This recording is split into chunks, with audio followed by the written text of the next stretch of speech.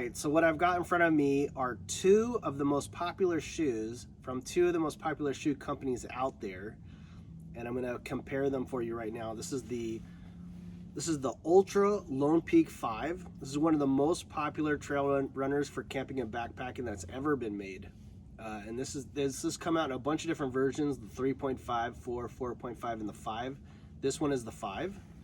Okay, and then over here we've got the most popular Hoka ever made. This is the Hoka Mach 4. All right, now you might say, why compare the two shoes, you know, for backpacking? If one of them, the Lone Peak 5, is the most popular backpacking shoe ever, why compare it to the Mach 4? Well, because a pair of Mach 4s weighs only a little bit more than one Lone Peak 5. So if you took the weight of this Lone Peak 5 and added 3 ounces to it, or 1.5 ounces per shoe, that's how heavy the Mach 4 is. And sometimes in backpacking, lighter is always better. But you sacrifice comfort with weight. And surprisingly, the Mach 4 is actually a lot less comfortable to hike in than the Lone Peak 5, even though it is so much lighter. And part of the reason for that is the shoe is kind of stiff. This is a running shoe. It's designed for winning races. And what it's got here is it's got two different kinds of foam. The outsole is not rubber. It's got foam mixed with rubber, and there's a higher concentrate of rubber than foam out here. So this outer rubber here is kind of firm. And then on top of that, they've got basically a foam plate along the top called ProFly.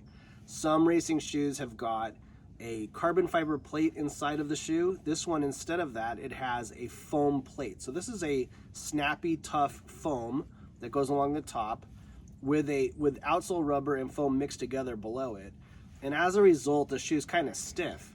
To me, it felt a little bit like a wooden sandal, like a balsa wood sandal. It's extremely light, but it's not real squishy. It's not real bouncy.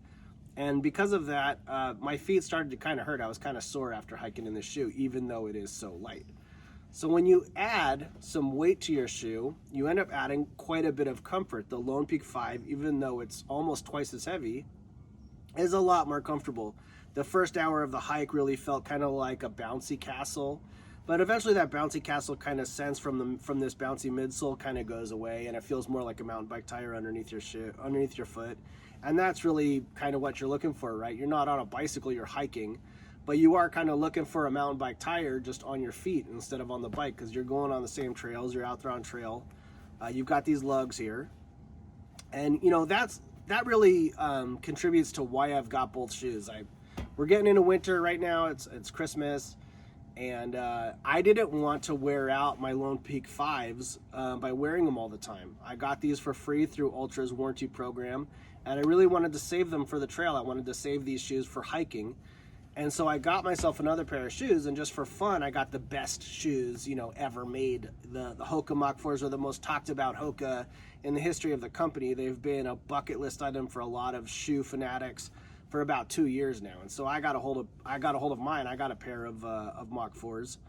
And yeah, they're pretty much like just totally awesome. The upper sock material is amazing. But it is an ultra lightweight shoe, so the toe box has been tapered in. There's really no extra wiggle in here. Whereas with the Lone Peak 5, with all this extra weight, you've got a ton of extra space. You've got a splayed toe box here.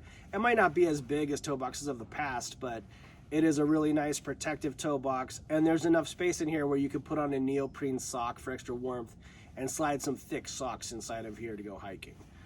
Now, the whole entire concept that the Mach 4 is the best Hoka ever and that this concept has never been done before is not really true, because actually the Hoka changed the name from the Clayton to the Mach. So the Mach 1, 2, 3, people say, oh, those flew under the radar and people weren't familiar with the shoe, and the shoe really got popular with the Mach 4. Actually, there was a Clayton, and it was the same shoe, and it had foam and rubber mixed together for its outsole, for the midsole and outsole, but it was called Armat, and it was a proprietary, you know, brand name foam that they got from somebody else called Armat. And to be honest with you, for hiking it was better, maybe even lighter, and it was more squishy. It had more give to it, and it was just more fun to hike in. They had a Kona Ironman version of that Clayton, the Armat Clayton, that had a Hawaiian shirt design on the shoe. And it was just pretty much like the most awesome shoe ever. Well within the top 5 coolest shoes I ever owned. And the Mach 4 revisits that Armat Clayton concept, but the shoe is a lot firmer and a lot snappier and not really as squishy and comfortable as that original Armat Clayton. So, you know, this shoe, it actually was done before. I own that Clayton, the Kona Clayton, and I thought it was like the coolest shoe ever. And I really wanted to own the Mach 4 also. I got a hold of it. You know, it's not really like that Clayton. It's harder. It's a harder shoe. It's light, but it's hard. Okay? Now, as far as like adding weight with comfort, I think that there's a lot of places that it's possible to add weight with comfort, not just in your shoes. A hip belt, you know, when you add a hip belt to your backpack, that's adding a lot of weight to the pack, but it's harnessing the weight to your hips and lifting that weight off your shoulders. And so the pack is actually easier to carry and you enjoy your hike more and hike farther, even though the pack is heavier. Also with tent poles, with 2 really beefy tent poles that weigh a full pound, like these Z packs, they've got a nice beefy big handle, and I'm able to grip these and get a lot of leverage off with both hands. And even though I'm carrying an extra pound of weight, my hikes are way more comfortable. And then also being able to set up a shelter that sets up with 2 poles. The shelter is big, and I get a good night's sleep, and in the morning I feel energized, and I can take off at 5 o'clock in the morning feeling really good after getting a good night's sleep underneath a big shelter that's set up with 2 poles.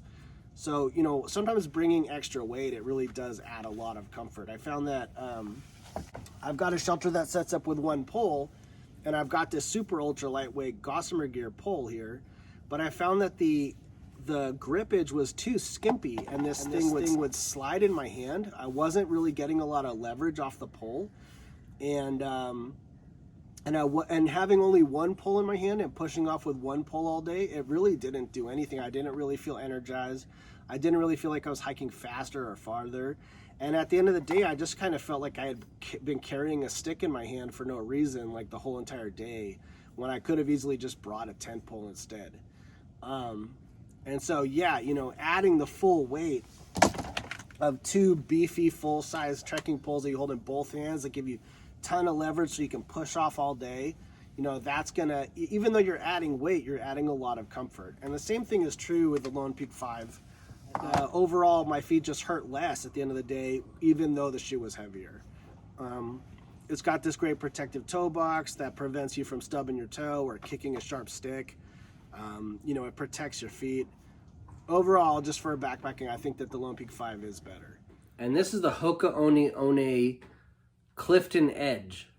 And this shoe is actually 2 ounces lighter than one of the most popular ultra lightweight backpacking shoes out there, which is the Ultra Lone Peak 5, which I have here. But at the end of the day, this shoe looks a lot different in person than it does on the internet. And to be honest with you, it's a unisex shoe, but it's actually really, really feminine. It's a girl's shoe, okay? This gold Hoka right there, it really looks like a gold necklace that a woman would wear on her neck. I mean, the shoe looks like a cute, high-heeled woman's shoe. I mean, it just looks like a girl's shoe. The other huge issue with this shoe is that the most popular ultra lightweight shoe that Hoka makes, which is the Mach 4, is basically the same thing. It's got no lugs. This right here is outsole rubber mixed together in a blender with EVA foam. A lot of backpackers would say, well, I wouldn't want to use this shoe because it's got a huge heel, it's got a huge stack height, and I'm going to roll my ankle, I'm going to twist my ankle. But in actuality, there's all this extra heel here prevents your heel from rolling. Actually, it corrects it. So if you step at an angle, this thing puts your foot straight down over and over and over again. So this bumper on the back, it feels like you're stepping on a couch cushion, and then it corrects your step and puts your foot flat on the ground with each step, and works good on snow and in mud because it's shaped like a snowboard. It's shaped like a water ski, so it's got plenty of grip.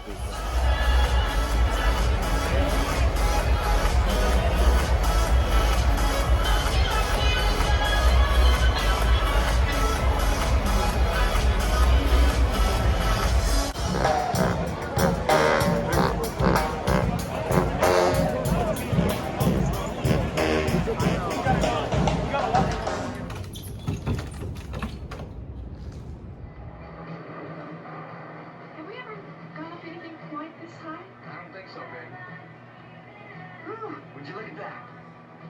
4,000 feet of granite, water, and wood. Stop! All right, Connie, come on. Show them how it's done.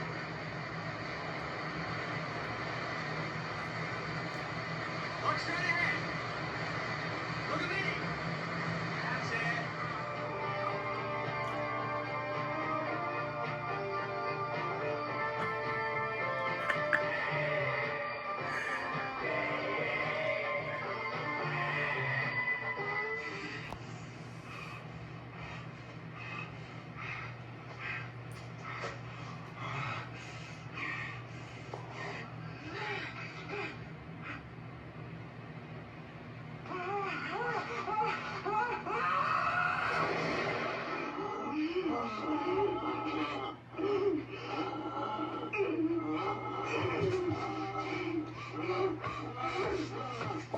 Ha